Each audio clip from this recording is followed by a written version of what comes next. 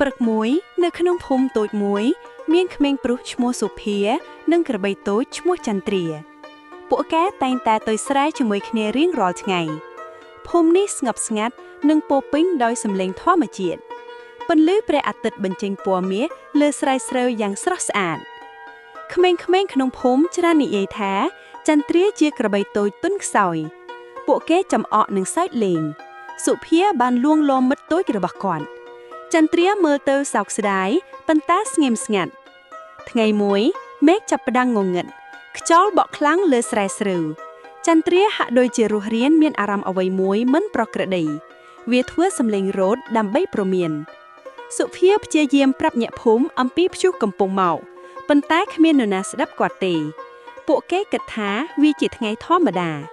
មេឃកាន់តែខ្មៅភ្លៀងធាក់ខ្លាំងនិងខ្យល់បក់យ៉ាងសាហាវ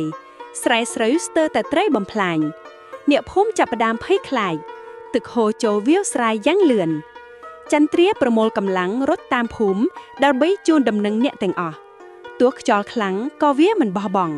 សំឡេងកណ្ដឹងលាន់ពេញភូមិអ្នកភូមិរួមគ្នាសង្គ្រោះស្រូវពួកគេចាប់ផ្ដើមយល់ថាការព្រមានរបស់ចន្ទ្រាមានសារៈសំខាន់ស្រូវត្រូវបានការពារបន្ទាប់ពីព្យុះឈប់មេឃវិញភ្លឺឡើងអ៊ីនធ្នូបង្ហាញលើមេឃភូមិទាំងមូលបានសង្គ្រោះអ្នកភូមិសើចដោយសេចក្តីរីករាយក្មេងៗដែលធ្លាប់ចំអកបានសុំទោសចន្ទ្រាពួកគេយល់ថា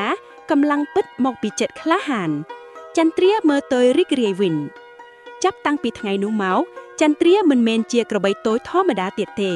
វាជាវីរបុរសនៃភូមិសុភានិងមិត្តរបស់គាត់រស់នៅដោយសេចក្តីសុខរឿងនេះបង្រៀនថាមនុស្សតូចក៏អាចធ្វើរឿងធំបាន